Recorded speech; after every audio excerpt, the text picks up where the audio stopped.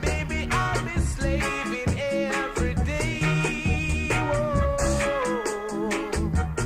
Not a day I'll play. That love will come my way. Not a day I'll pray. That love will come. Okay, now I'm going to align the levels going into our mixer here for our final output out of the main speaker here now. So this is going to be kind of tricky because, like I said, this device here is meant for line levels, which is a hell of a lot lower level than the output of a radio feeding its speaker at 8 ohms. So as a rule of thumb, as far as amplifying audio, and this is a rule of thumb that I've learned years ago, it might have changed now because of the new technology, who knows. I'm staying to basics here. The thing about amplification is your input signal going into the device should be as small as possible and have the last stage, this guy right here, this is an amplifier, the last stage of this to drive your speaker. I have a signal generator producing the signal, and I'm at 446 megahertz. I'm producing 1000 Ks at 2.5 kHz of deviation. Because my ham radio here is set for narrowband FM. If it was wideband FM, then the signal would be, the audio deviation would be 5 kHz of deviation. But here I go half, since it's narrowband, 2.5. So I got a strong signal in at 446, and I'm just going to put my thing here at mid-level. So let's see what it looks like on the other end.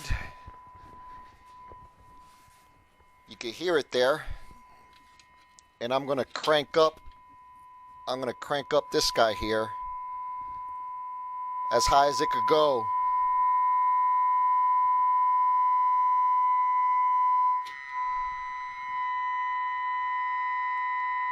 And there's the amplitude. So what I want to do here is adjust the level here, this pot right here. We don't want this. We do not want that. We want a nice sine wave. So I went ahead and stopped the audio here, but I saved the waveform here. So what we wanted is this nice curvy sine wave here. We don't want square waves when it went up, flat line, down, flat line, up, flat line, because that would translate into distortion coming out of the speaker here. So that's what we want to avoid. But with this setup here, you cannot do that effectively because, like I said, this is expecting a hell of a lot lower signal than the maximum of this radio here, or the radios that we have in here. So these adjustments here, I have to adjust for the bare minimum, the lowest. I'm still going to get some square waves if I turn up the audio on this, but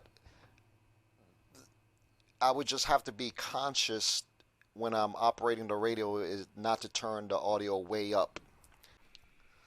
So that's the only sort of downside to this. I could probably put something on the output of the speaker here to where it will not clip the signal here, but I'm not going to do that. That's just too much trouble. Perhaps maybe find another device that would do the same mixing, but take the output out of the radio here into consideration. But I'm not going to do that now because I think I'm okay with this here. So let's see what happens. But in a nutshell, that's what you want to do. Have the earlier stage, have the lowest signal coming in here to where it's not clipping here, and then have that amplification for the speaker be done here at the amplifier here to run the speaker. So the lowest signal coming in, to where it's amplified at the very last stage here. Because if you have a little bit of static here, it's just going to get amplified here. The static is amplified and so forth. But in the proper aligned audio amplification here, that static possibly is coupled to ground, reduced, and then at the very end, it's crap in or crap out, pretty much. Okay, another thing that I've found out just now is the input going into these inputs here. I have an 8 ohm load, and this I think is a 1/4 watt or 1/2 watt. I think this is a 1/4 watt resistor. Speakers usually are more than that, and I don't know what the wattage on the speaker is. Maybe 5-10 watts. I know that speaker is like 10 watts, but this could only handle a 1/4 watt or more, or less rather. So I'm going to turn up the audio of this here, and this audio from this radio here is this guy right here, and I want you to see what happens when I do that.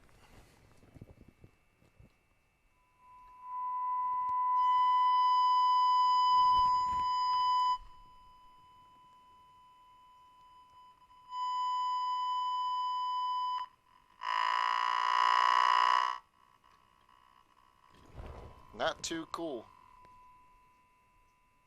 So that's just me turning up the volume, and this resistor here cannot handle that much power going through it at a 1/4 watt resistor, where something like this could handle 10 watts. Now the circuits within here is considered a bridge, meaning that it's representing maybe 300 times more the resistance of this here. So it's like this audio here is hitting a brick wall. So I'm gonna see about not using this termination here at all and just going off the bridge circuit here. So let's see what that looks like. So this is the same condition without the resistor, the termination resistor. I had it on there for a good, I don't know, a minute or two, and nothing is heating up. Whereas when I had the termination resistor in there, the 8 ohm resistor, it blew up like a fuse. So it may be more advantageous for me not to use that in this particular configuration. If not, I would have to get a bigger resistor here, but it doesn't seem like it's affecting anything at all when I do. Here's another one here. Well, I'm just going to put it on there real quick. And I see no difference in audio levels or anything on here. The amplitude doesn't change. So it kind of looks like it doesn't need a terminating resistor, 8 ohm resistor, to have the same impedance of the output of this. Even though on paper and electronic basics it says it does, I guess in this configuration it doesn't. It's just going to look like it's going into a brick wall or not having a speaker there whatsoever. That's what this thing is doing, it being bridged. So I don't need these resistors, and I'm going to take them out so I won't burn anything up in my cabinet here. So that's a good thing about testing this stuff outside the bench and of course in the field. So you can find out these little pitfalls. Already this is going beyond the norm as far as grounding and power requirements and stuff like that. For instance, this input here is an unbalanced input. This is supposed to be grounded, this wire right here. But when I do that, I get more static and noise on my audio line there. So when I lifted it, it didn't have that static there anymore, but just a clear signal coming out of the radio. So again, I'm running this as a balanced input, and of course the resistor is going to disappear. So that took a lot of the noise out of my speaker when I did that on these two scenarios here. I got one here and I got one here. Okay, it looks like I got my audio balance just right. So it's not per specification if you ask a real engineer, but it's close enough for government work, and it's a happy medium. Things are not going to burn up on me. I'm not going to get too much distortion coming out of the main speaker there. The hissing and all that noise that you heard in the beginning is gone. So here's the inverter here. So you know, as soon as I turn that on, it's noise city. So you're going to hear maybe a little bit of it. That's it. That beep was one of the radios resetting because this drew quite a bit of current to where this shut down, because the power supply over there is only 15 amps. But yeah, I got the inverter on and it's working just fine. Let me stick something into that inverter real quick. I have this heavy duty soldering iron. Let's see what happens if I stick that guy in there. So far so good, and I get no noise even though this is being worked. The inverter is somewhat working now, and yep, my iron is getting kind of hot here. So this is working with no noise in the system there. And I'm gonna unplug this real quick. I'm gonna go ahead and shut it off. And I think you heard somebody come out of one of these radios. So far I got 4 of these radios. The output of its audio piped into one speaker that's back there. Even though it may look kind of messy here right now, but once this whole thing is put together, I don't have to worry about a bunch of speakers and wires coming out of it throughout the inside the vehicle. I could only worry about one speaker there. It's all in my effort to consolidate a whole lot of this stuff into one system. Here's the console all installed here. This guy right here. It's bolted down.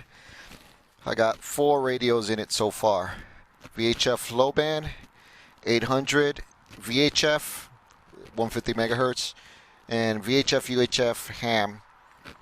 I got the UHF on this, the VHF and this guy on one antenna. And that antenna is that sable round looking thing right there. And then I got the low band right here. And as you can hear, the audio out of this radio is coming in pretty well off of that one speaker down there. That speaker is hooked up to all these 3 here. And they're in my audio mixer there, as I showed you before, all taken apart. So the audio speaker sound from these 4 radios are going into my mixer, and my mixer is going into my amplified speaker there. The amplifier is actually built into the speaker, and there's the knob right there. Whatever radio goes on, it'll come out that speaker. It'll be mixed and coming out of there. And I can have 4 radios squawk at the same time. All 4 of them will come out that speaker there. And I can have, that was FRS number 1. Some kid using that radio. So that was UHF coming out of this radio here. Now this radio here is VHF. 5, 4, 3, 2, 1. That's me talking to it with this. 5, 4, 3, 2, 1. And both audio comes out from that speaker there. This one and this one was going off at the same time. So it worked. Now I'm going to turn on the inverter here. See what kind of noise I get. I didn't get any noise at all. That's awesome. Let me see if it's on. And yes, it is on. Let's test it with the engine noise. I don't hear no engine noise on this. This is the audio turned all the way up. Now this is the audio with the volume set on the speaker there at normal position.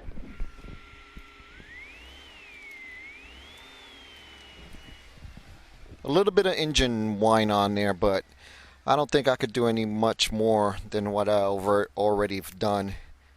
Maybe add a filter, an AC whine filter on this, but we'll see, maybe next time. So I got it aligned in such a way that the middle position on this knob here, on this one too, you see the thing is straight up and down.